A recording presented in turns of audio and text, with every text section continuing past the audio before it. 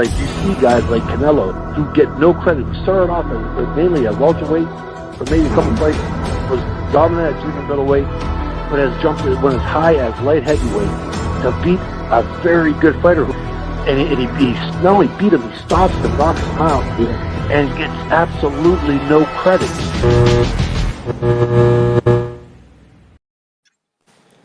What is good, Danger Zone Boxing Talk, friends and family? It is your boy BClefthook here as always with my co-host, Twine B. Livity, a.k.a. The Divine. We're going to drop in today, discuss last night's excellent action. If you missed at least those main events, you really missed some spectacular boxing. We're going to jump right into it.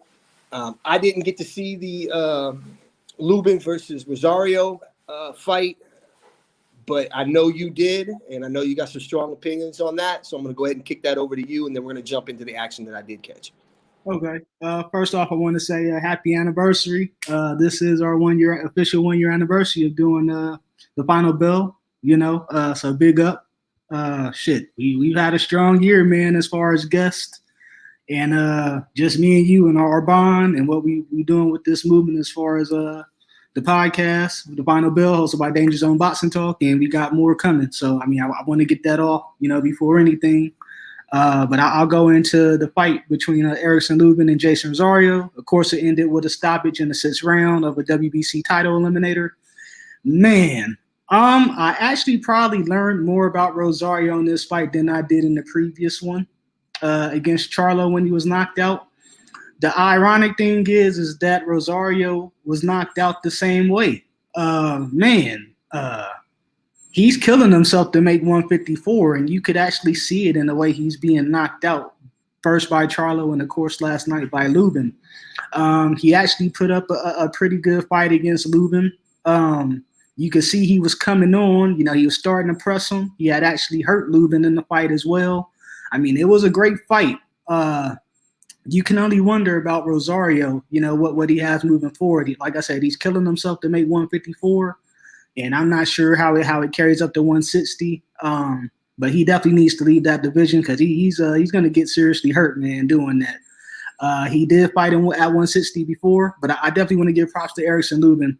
He's come over a lot of adversity since the Charlo fight. Even when he got hurt in this fight, he stuck to his game plan, and, he actually went on attack against Rosario. He boxed beautifully last night. Body work was incredible. He mixed it up well as far as going up top into the body with his jab, using the offhand of the body. He fought. He put his punches together. Put his punches really together well last night. I honestly don't think he hurt Rosario much at first. He landed some good shots, but I ultimately think it was Rosario being starched that was his downfall as far as that weight drain. I believe he was knocked down twice in the 6th round, and it all started with the body shot.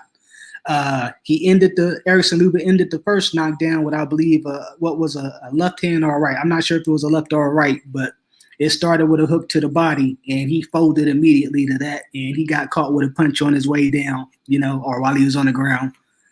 Same thing with the second knockdown, body shot, and ended it with a headshot, So props to Lubin, Erickson Lubin. I'm not sure, even off of that performance last night, that I need to see him in there against Charlo. I wasn't impressed enough to say, he's back or he needs to be put in there against Jermell, as his mandatory with the WBC. Agreed, and we have a comment from our brother Clarence McLean.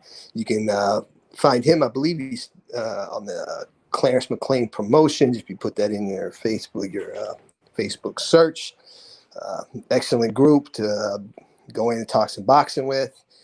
Clarence does his own lives as well. Enjoy those myself. All right, so let's jump into what I thought was the best fight of the night, or coming into it, I thought was the biggest fight of the weekend, and that was Tank Davis taking on. Now, let's do Loma first. Let's do Loma. Oh, you want to do Loma? Yeah, let's do Loma. All right, let's go into Loma. All right, off the top, I'm eating crow. I picked Nakatani, and that was an exhibition of boxing skill. I from the life of me, I don't understand, and I believe even Andre Ward said this at one point, why he wasn't making it dirty. Now, Nakatani isn't a great inside fighter, but I thought that when they would go into the tie-ups, or we'd see maybe some elbows, some low blows, something to get Loma off his rhythm. None of that came. Nakatani just kept. He wasn't as aggressive as he has been in the past. He kind of, to me, used the game plan that you said that you thought he would, which would be try to stand, at distance and try to counter punching. But Nakatani's just not fast enough for that. I at least thought when they would get into the clinches, we'd see some rough tactics, and we really didn't. Hats off to Loma. He looked excellent. And actually, I came out of that fight excited for the possibility of a Teofimo rematch. Okay. I mean, definitely you had to eat your crow like I had to eat mine with the Rosario pick. So, I mean, it happens. Man, like you said, Nakatani fought the wrong game plan. He should have made it rougher. It was actually Loma that had showed his mean streak in that fight. Actually, the first knockdown in the fight came when they were tied up, and he hit him with like a left hook while they were clinching. I thought it was dirty. I didn't think it would be ruled a knockdown. I didn't think it was a knockdown, but the ref let it go. And pretty much that was the start of the downfall, man. The fight started off with Loma getting cut early in the first round through a headbutt, and I thought that would play a major factor considering, it was bleeding and trickling down a lot into his eye, into his face, immediately. And that was in the first round. Good thing the cut was in his forehead and not, actually a laceration to the eye. But, man, they had enough grease on that thing to fry up a whole bucket of chicken. So, I mean, he was good, beyond that. Definitely the wrong game plan. Nakatani should have implemented more of the things he did against Verdejo. But at the end of the day, he ended up fighting a fight similar that he did against Teofimo Lopez, which was keeping him at distance and using his height. Like you said, Loma's footwork and his speed is a whole lot different than Teofimo Lopez, who was standing in front of Nakatani all night. As far as Loma, he was able to use his angles and get in, and he just busted Nakatani up, man. There was a time we were actually talking during the fight, and I was like, I think Nakatani might land that right. Like he's barely missing it. And it never came through. Like he landed it maybe one, and it still wasn't clean. And I guess Loma, with his computer, he downloaded it all quick and was able to avoid it the rest of the fight and just punish Nakatani. But at the end of the day, the fight turned out the way I thought it would. It was probably a showcase performance, definitely a showcase performance. And like you said, I'm anticipating a rematch between him and Teofimo Lopez, which was mentioned a couple times on last night's broadcast. I have questions about the timing of it or if it will go down because of just certain things that I heard from both teams. Bob said one thing and then Lopez Sr. would say another. And this was on a live telecast. You can go back and look it up yourself. So, I mean, I'm still skeptical. And there's a lot that has to take place before then. Like Loma said, Teofimo has a win against Kambosos, which I have no doubt which he will do whenever, we get a final date for that rescheduling. It's all over the place still, So, I mean, that was my final takeaway, though. But Loma schooled him. He looked like the Loma of old still. He may not be Loma or high tech, but he still got a lot in him at 135 and 130, skill-wise. You can't take away his experience and his style. Agreed. I was surprised how that Nakatani let him look like the stronger man. When they did clinch up, as you stated, it was Loma that was the one pretty much throughout the night pushing him around, mushing him in the face with the palm of his glove. So hats off to Loma. I was wrong. Loma could not miss that straight left. He just kept tagging him with it. I was like, wow. What was he like at 53% landing percentage yesterday? Like, yeah, that was an excellent display of pugilism from Lomachenko. And at the same time, I think that if Loma starts that way with Teofimo, I think that Teofimo knocks him out. I'm going to stick with that. I think that if he starts fast, I know everybody gave the excuse, well, Loma didn't start fast. He waited till the later rounds. I still believe that if he does that versus Teofimo, he's going to sleep. All right. I mean, I'll still beg to differ. I mean, I think it'll be a different outcome second fight. I think Loma wins a rematch personally. But I mean, we'll wait to see. 2022, I believe we'll actually see that fight then. And we heard some mixed signals from Teofimo Sr. and Bob last night, but it looks like both sides are interested at least in running it back. So that's a good thing. Absolutely. So let's jump into, again, what I thought was the best or the biggest fight of yesterday evening. And that was Tank Davis moving up to 140 pounds to fight for, I believe it was the WBA super lightweight regular strap. I believe he was the WBA 135 champion, correct? Yes, 130 and 135. Yeah. And so he moved up to 140. The fight played out how I thought it would. It would take Davis a little bit to get used to the range, get used to the rhythm. He did get the stoppage victory. He was very impressive, and he did what I thought. Once he got the rhythm and he figured him out and got the range, and when he could move in and let off his punches, I figured that he would stop Barrios at some point because, as I said, skills pay the bills. Were you surprised, though, about how difficult it was for him at times to get inside? For me, Barrios, the scorecards were atrocious when they came out. I had the fight much closer going into the round that he ended up getting stopped in, even with the knockdown the round previous. But the scorecards were atrocious, in my opinion. Do you feel that at 140, though, Tank will have some problems with some of these guys? Because, no disrespect to Barrios. I think most people feel he was the weakest champion at that weight class. Agreed. Man, honestly, we were both we both predicted it would end early or end by stoppage. You predicted 8th round, and there was a time where it looked like it was going to end in the 8th because he actually got his first 2 knockdowns in round 8. And I was like, yeah, it's over. You called it. And, I ended up picking round 10. It ended up ending in round 11, a round later. Man, you know what? I think Tank was very tentative because he closed the distance whenever he wanted to. He was able to walk Barrios down, the bigger man. It's just he was tentative about letting his hands go. I think he needed, Floyd, every bit of Floyd in his corner, in his ear. Floyd actually told him he was down on the card. I believe in round 8 or 9. He told him, you're down on the cards, believe me, and go out there and be great. And, ultimately that's what led to Tank coming out in round 11.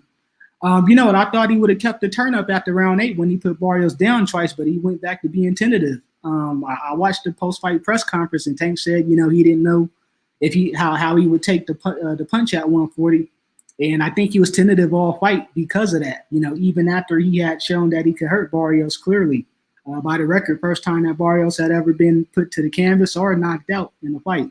So big up to Tank.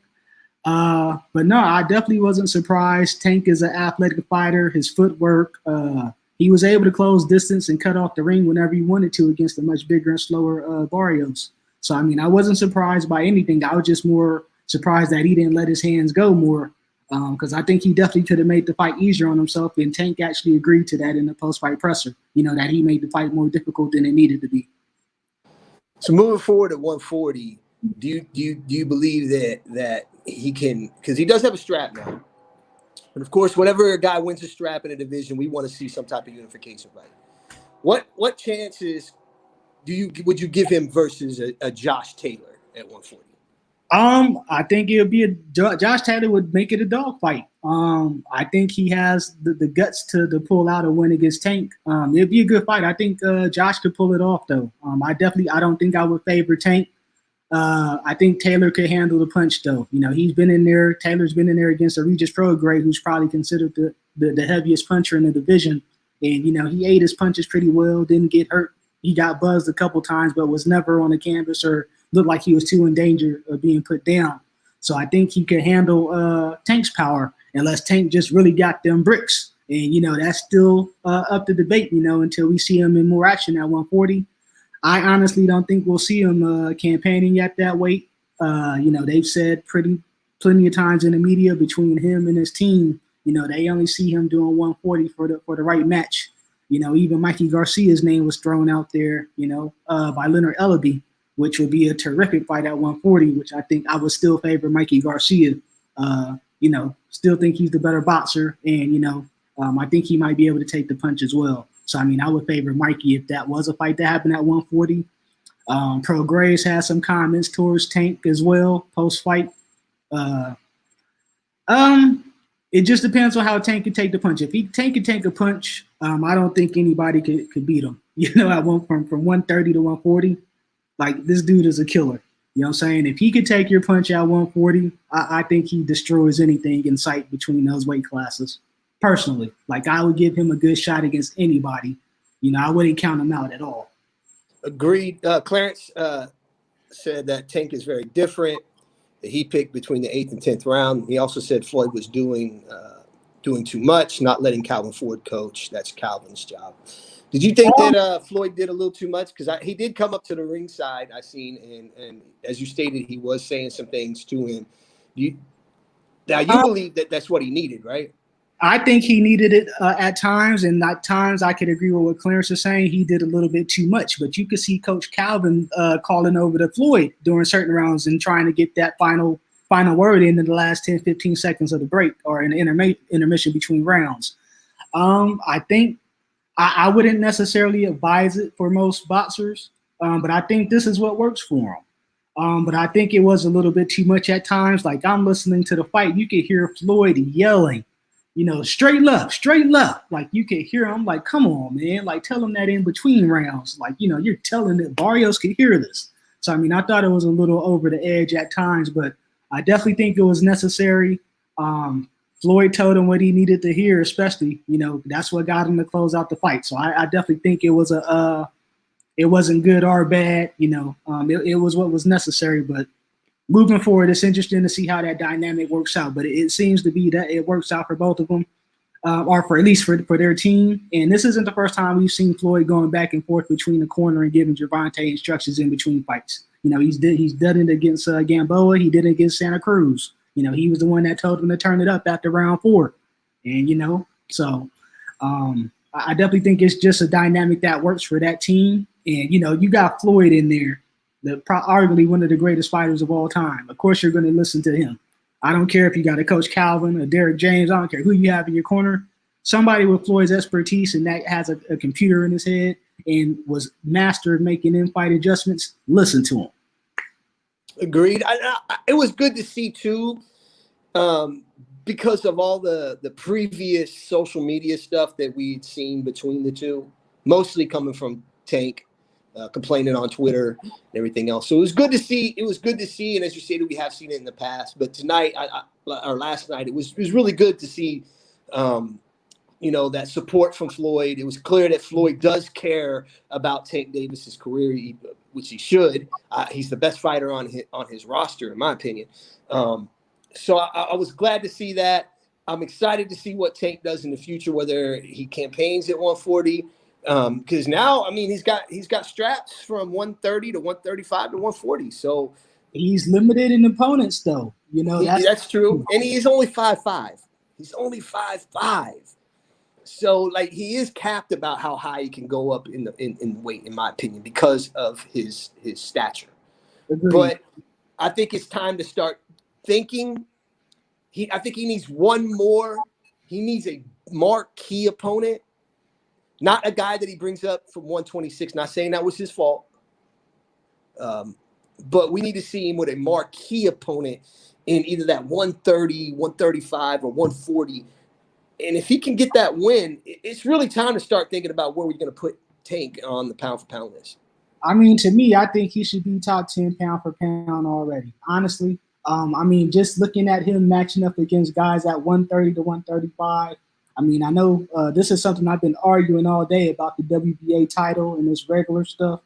The WBA regular title is legit. I don't care how much people want to shit on it.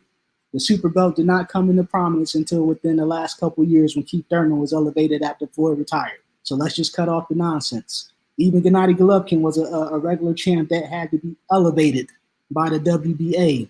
There were some rules and regulations to how they put it out they allow people to get that super belt in the past, and like all these other organizations, they've been started making up rules on the go, which kind of ruined the integrity of the belt. But the WB regular belt is a legitimate belt. I don't care what people say. You know what I'm saying? So let's cut that out now. Let's not discredit Tank with this. He's holding the paper title stuff. To me, I would put him on my top 10 pound for pound, and probably be on the latter end, just because we haven't seen him in a big fight at 130 or 135 yet. Whether those fights happen, because the whole politics thing and the other side of the street shit, who knows? But man, 130 to 135, like, I'd favor him against anybody right now, anybody. And right now 130, Oscar Valdez is the guy, because he beat the guy that was the guy in Miguel Burcho, but Tank will slaughter him. Brian Garcia has been throwing darts out there. Tank will slaughter him.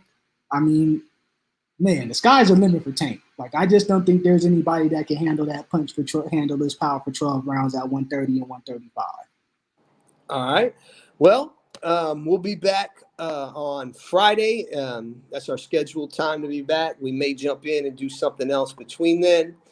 We are planning to drop some pre-recorded stuff. We got a lot of stuff coming. Once again, I want to thank everybody who came on this journey with this when we first started this. I had no idea the support that we would get from people in the business. Major shout out to Kelly Pavlik and James Dominguez. They were our first guests. Our second guest was Teofimo Lopez Sr., Jr. I want to thank them, man. And I want to thank everybody that's came on, supported us, and shown us love. Ray Flores, Sakura, Gil, just everybody, yeah. Rudy Hernandez, Roger Romo. So many people we could sit here and go for hours. I just want to thank everybody. We're going to try to get Kelly and James on. We got Sakura Armstrong coming on this Friday, but I would like to get them to come back on, man, and just to celebrate with us that we went through this year and the fact that they were our first guest. And I'm going to reach out to them this week and see what we can get going. But I have to make this show short. I got something to do, but we wanted to jump in and do that recap because last night is what boxing is about. We've had some excellent fights the last couple of weeks. Definitely. So the sport's in a great place. It's in a great place to talk about, to watch, to view. So again, I want to thank everybody, all our friends and family here at the Danger Zone Boxing Talk, all of our supporters and everything else, and everybody who'll watch the show later. And unless Twine has anything else, we're going to be out. Yeah, definitely good. Peace, and thanks for the support, y'all. Absolutely. And we out.